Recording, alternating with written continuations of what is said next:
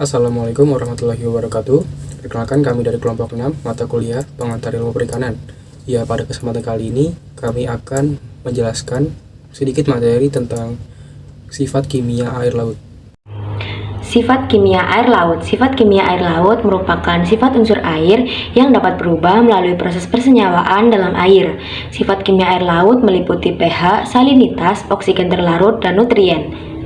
Parameter sifat kimia air laut yang pertama adalah pH, kedua salinitas, ketiga oksigen terlarut, dan yang terakhir adalah nutrien. Yang pertama adalah pH. pH merupakan konsentrasi ion hidrogen H+ di dalam air yang dinyatakan dalam minus logaritma dari konsentrasi ion H. Keberadaan ion hidrogen menggambarkan derajat keasaman. Derajat keasaman atau pH berkaitan erat dengan karbon dioksida dan alkalinitas. Semakin tinggi nilai pH, semakin tinggi pula nilai alkalinitas dan semakin rendah kadar karbon dioksida bebas. Besaran pH berkisar antara 0 sampai 14. Untuk pH kurang dari 7 menunjukkan lingkungan yang asam, dan untuk pH lebih dari 7 menunjukkan lingkungan yang basah, sedangkan untuk pH sama dengan 7 menunjukkan lingkungan yang netral. Variasi nilai pH sangat mempengaruhi biota di suatu perairan. Tidak optimalnya pH air akan berpengaruh terhadap pertumbuhan dan perkembangbiakan ikan. Sebagian besar hewan akuatik sensitif terhadap perubahan pH. pH yang disukai biota akuatik berkisar antara 7-8 atau 5. Toleransi untuk kehidupan akuatik terhadap pH bergantung kepada banyak faktor meliputi suhu, konsentrasi oksigen terlarut, adanya variasi bermacam-macam anion dan kation, jenis dan daur hidup biota. Perairan basah antara 7-9 merupakan perairan yang produktif dan berperan mendorong proses perubahan bahan organik dalam air menjadi mineral-mineral yang dapat diasimilasi oleh fitoplankton. Pada pH netral, umumnya bakteri dapat tumbuh dengan baik, sedangkan jamur menyukai pH yang rendah. Oleh karena itu, proses dekomposisi bahan organik dapat berlangsung dengan cepat pada kondisi pH netral dan alkalis. Perairan laut maupun pesisir memiliki pH yang relatif stabil dan berada dalam kisaran yang sempit, biasanya berkisar antara 7-8 atau 4. pH dipengaruhi oleh kapasitas penyangga atau buffer, yaitu adanya garam-garam karbonat dan bikarbonat yang dikandungnya. Perubahan nilai pH sangat mempengaruhi proses biokimiawi perairan. Turunnya kadar pH air laut atau asidifikasi secara tidak langsung dapat menghancurkan ekosistem laut dan mengancam produktivitas perikanan. Hal tersebut terjadi karena berkurangnya persediaan karbonat sebagai zat yang digunakan oleh puluhan ribu spesies hewan laut untuk membentuk cangkang dan tulang atau kerangka. Asidifikasi itu sendiri merupakan proses turunnya kadar pH air laut yang terjadi akibat penyerapan karbon dioksida di atmosfer akibat dari kegiatan manusia, seperti penggunaan bahan bakar fosil. Dampak yang ditimbulkan akibat asidifikasi antara lain air laut menjadi korosif dan dapat melarutkan cangkang jika keasaman laut cukup tinggi, melemahkan pertumbuhan hewan laut dan terumbu karang beserta jutaan spesies hewan laut yang bergantung kepadanya. pH suatu perairan merupakan salah satu parameter kimia yang cukup penting dalam memantau kestabilan perairan. Simanjuntak 2009. Kedua adalah salinitas. Salinitas merupakan kadar garam yang terkandung di perairan. Salinitas dapat didefinisikan menjadi jumlah total material solid terlarut dalam 1 kg air saat seluruh karbon dikonversi menjadi oksida, seluruh bromin dan iodin digantikan oleh klorin, dan seluruh organik matter sudah teroksidasi. Salinitas di laut umumnya merupakan sejumlah garam terlarut dalam gram dalam 1000 gram air laut. Garam di laut berasal dari dasar laut karena proses rembesan dari kulit bumi di dasar laut yang berbentuk gas. Bersama gas ini terlarut juga hasil kikisan kerak bumi dan air dalam perbandingan yang tetap sehingga terbentuk garam di laut.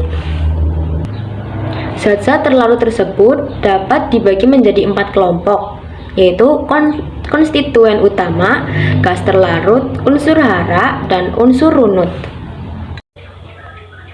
Salinitas air laut bervariasi antara 33% sampai dengan 38% dengan rata-ratanya 35%.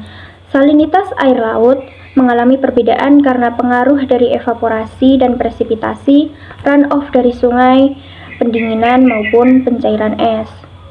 Perbedaan salinitas perairan dapat terjadi karena adanya perbedaan penguapan dan presipitasi. Di daerah dengan evaporasi yang tinggi, contohnya adalah Laut Merah, salinitas dapat mencapai angka 40%, tetapi yang dekat dengan muara sungai akan rendah, yaitu sekitar 20%. Pada umumnya, salinitas tinggi terjadi di ekuator. Salinitas di perairan bervariasi tergantung dengan kedalamannya.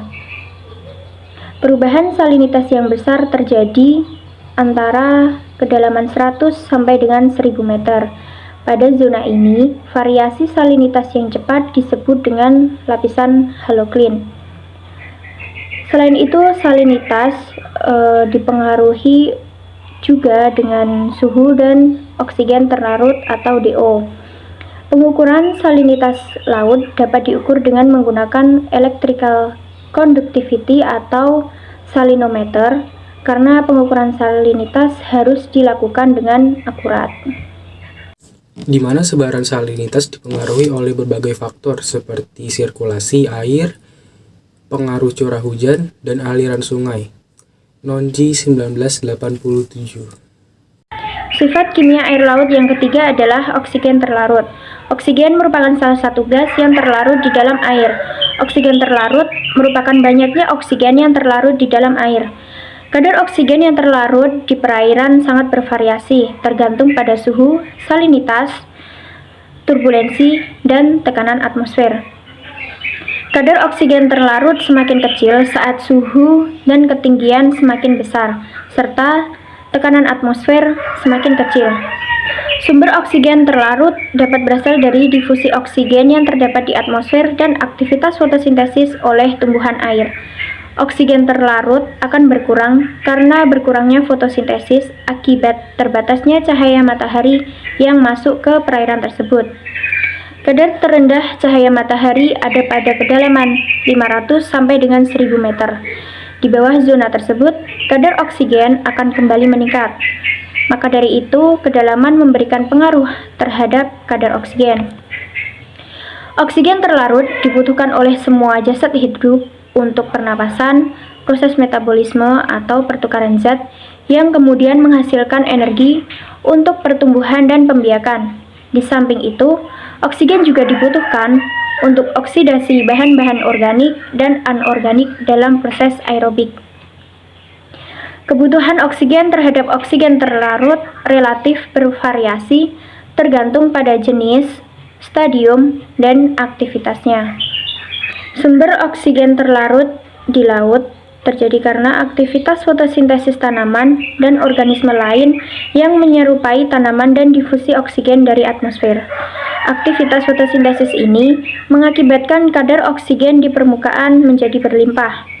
Rata-rata sekitar 6 mg oksigen terlarut pada setiap liter air laut atau 6 per milion oksigen per liter air laut.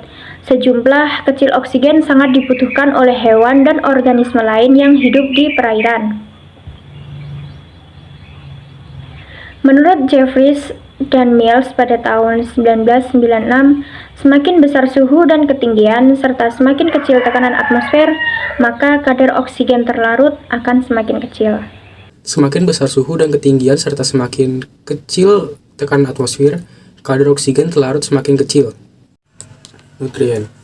Nutrien merupakan unsur atau senyawa kimia yang digunakan untuk metabolisme atau fisiologi organisme. Beberapa nutrien dibutuhkan untuk membantu pertumbuhan organisme, beberapa juga menghasilkan bahan kimia yang secara langsung menjadi energi, dan beberapa fungsi lain. Nutrien organik dihasilkan pada produktivitas primer termasuk nitrogen seperti nitrat dan fosfor seperti fosfat. Hampir seluruh unsur kimia terutama karbon, fosfor, nitrogen, dan sulfur yang mengalir dalam biosfer dari lingkungan untuk organisme akan kembali ke lingkungan. Ini disebut siklus biogeokimia. Serangkaian arus bolak-balik kimia organik dan anorganik dari elemen disebut siklus nutrien. Siklus biogeokimia. Yang pertama ada siklus nitrogen. Siklus nitrogen itu merupakan aliran kompleks nitrogen dan kembali ke lingkungan. Yang kedua ada siklus fosfor. Fosfor merupakan elemen vital pada adenosin trifosfat diperlukan untuk pertumbuhan dan reproduksi semua organisme. Yang ketiga ada siklus sulfur. Sulfur dalam perairan disebut sulfat, dimanfaatkan oleh tanaman dalam bentuk penguraian. Yang keempat ada siklus karbon. Siklus ini diawali dengan perpindahannya karbon dari atmosfer karena fotosintesis. Ya, berikut merupakan lampiran jurnal yang kami gunakan untuk membuat PowerPoint dari materi sifat kimia air laut. Sekian video pembahasan materi sifat kimia air laut dari kelompok kami. Kurang lebihnya mohon maaf. Wassalamualaikum warahmatullahi wabarakatuh.